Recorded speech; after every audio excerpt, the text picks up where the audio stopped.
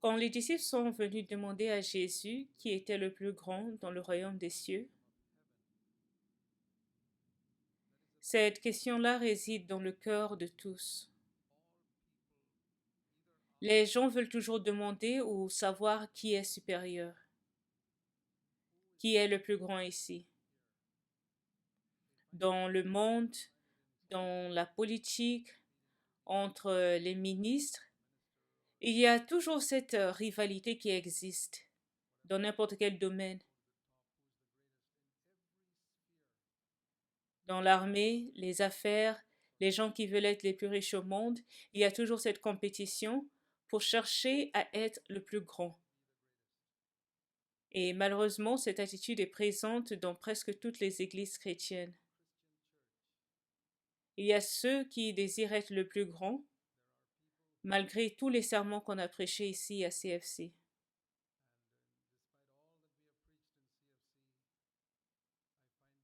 Je remarque que beaucoup ici cherchent les honneurs. Ils ont soif de devenir des anciens. Je dis souvent que la première condition pour devenir un ancien, ce n'est pas de désirer être un ancien. Sinon, s'il arrive qu'on te retire cette position, tu seras offensé, tu quitteras l'Église. Et tout ça à cause de ce désir inné d'être le plus grand. Et même ceux qui prétendent ne pas être offensés quand ils ne sont plus des anciens, à l'intérieur, ils cherchent encore à être le plus grand. Ils veulent que tout le monde sache qu'ils ne sont pas offensés. Ce désir d'être le plus grand d'une manière ou d'une autre est en nous. Si nous ne le crucifions pas, il fera obstacle à notre croissance spirituelle. Si nous ne cherchons pas des statuts, alors nous chercherons d'être connus pour notre humilité. Il y a toujours ce désir d'être le plus grand. Tout ce qu'une église valorise, si c'est parler en langue par exemple, on cherchera à être celui qui parle le plus en langue. Si c'est prêcher, alors celui qui prêche le mieux. Si c'est l'humilité, alors celui qui est le plus humble. Peu importe. Tous les enfants d'Adam se posent toujours la question, qui est le plus grand?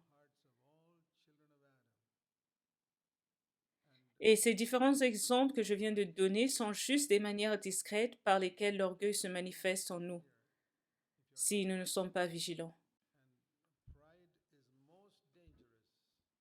Et l'orgueil est très dangereux lorsqu'il se revêtit d'humilité. N'oubliez pas ça. Quand l'orgueil se revêtit d'orgueil, c'est facile à détecter. Par exemple, l'arrogance d'un homme d'affaires ou un politicien. Mais quand l'orgueil se revêtit d'humilité, ça devient un grand danger, même pour nous dans cette Église. Voilà pourquoi Jésus avait dit qu'on doit s'instruire chez les petits-enfants. Si vous ne vous convertissez pas, et si vous ne devenez pas comme les petits-enfants, vous n'entrerez pas dans le royaume des cieux. Matthieu 18, 3. Verset 4. Quiconque se rendra humble, pas seulement humble, mais se rendre humble comme un petit enfant, c'est-à-dire un petit bébé, il sera le plus grand dans le royaume des cieux. Qu'y a-t-il de particulier dans un petit enfant? C'est l'humilité. C'est l'absence de prétexte. Ce n'est pas prétendre d'être humble. J'ai vu beaucoup de frères et sœurs à CFC prétendre être humbles. Ça, c'est l'arrogance et l'orgueil. Beaucoup ne le voient pas, mais moi, je peux le détecter et combien de fois Dieu.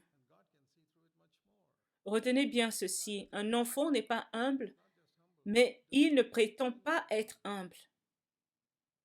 Parce qu'on peut avoir une réputation en prétendant d'être humble, en prétendant de ne pas être offensé. Tout ça, c'est l'orgueil, l'arrogance. Laissez-moi vous dire que ce n'est pas facile d'être comme un enfant. Vous avez vraiment besoin de l'aide du Saint-Esprit.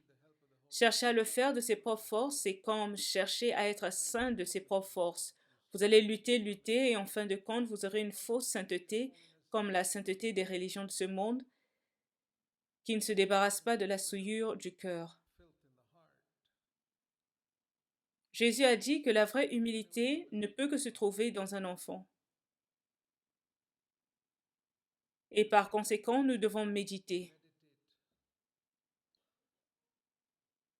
Nous devons chercher à savoir ce qui est dans la pensée d'un enfant.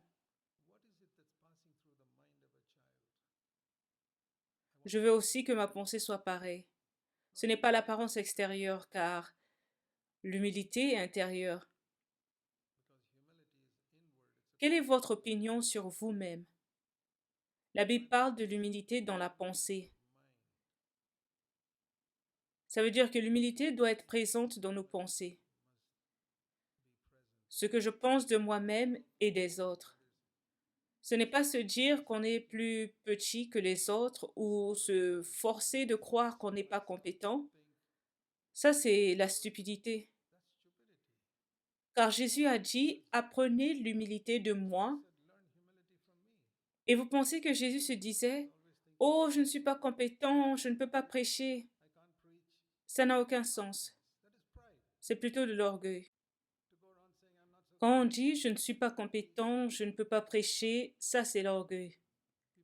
Les gens pensent que c'est l'humilité alors que c'est une fausse humilité. Et il n'y avait pas cette fausse humilité en Jésus. Il ne se disait pas qu'il n'était pas compétent ou qu'il ne pouvait pas prêcher. Il prêchait mieux que tout le monde. Vous savez ce qu'il a aussi dit? Je suis humble de cœur. Pouvez-vous dire ça? Oh non, non, non, si je dis ça, c'est de l'orgueil. Mais l'homme le plus humble au monde l'a dit. Jésus a dit, recevez mes instructions car je suis humble de cœur. Voilà la vraie humilité.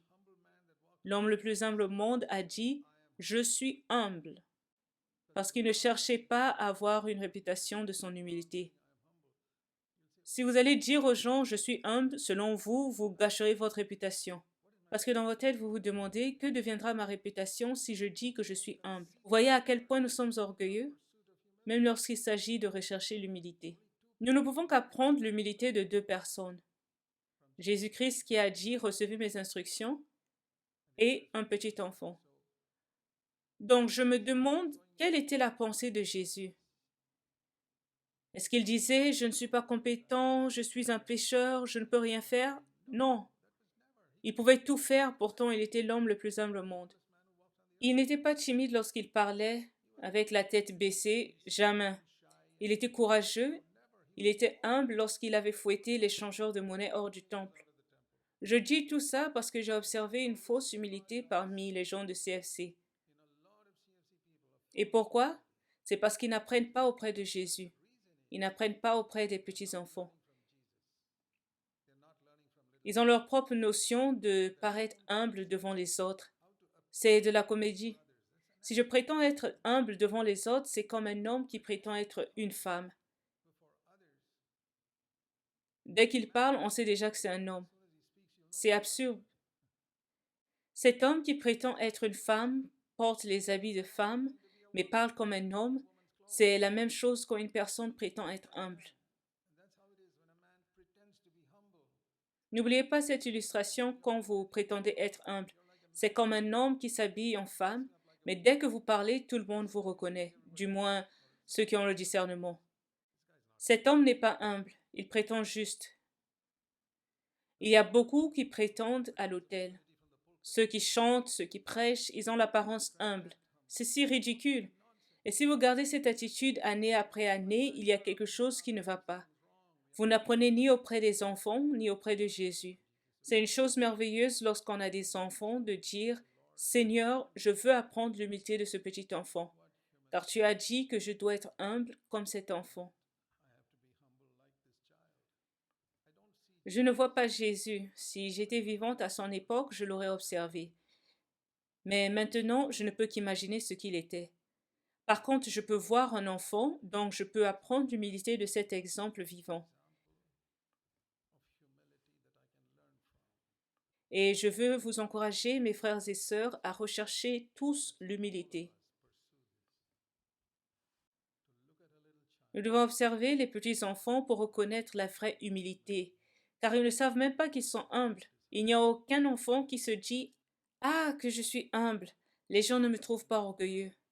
Dès que ce genre de pensée vous traverse l'esprit, oh, les gens ne me trouvent pas orgueilleux, vous n'êtes pas comme un enfant. Non, vous êtes très conscient de votre humilité. Vous voyez comment c'est si discret? Et les personnes les plus orgueilleuses, c'est celles qui se revêtent d'humilité. Faites attention, apprenons auprès des enfants. Les enfants ne sont pas artificiels, ils sont naturels en tout temps. On se revêt d'une humilité artificielle devant les gens que nous souhaitons épater. Une église, par exemple. Alors qu'au boulot, on ne se conduirait pas de la sorte parce que là-bas, il n'y a pas de chrétiens pour prétendre être humble. Mais dans l'église, on veut être humble, parler humblement. C'est de l'hypocrisie. Vous pouvez vous dire que vous n'êtes pas hypocrite, mais vous serez surpris à quel point vous l'êtes.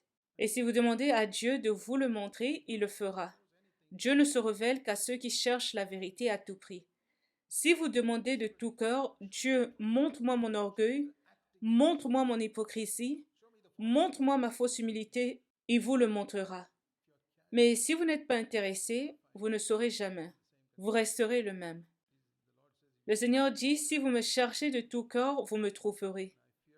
Et je crains que beaucoup ne cherchent pas Dieu de tout cœur pour connaître comment Jésus était humble ou un enfant est humble. C'est pourquoi nous demeurons complètement ignorants de l'orgueil qui habite dans notre humilité artificielle.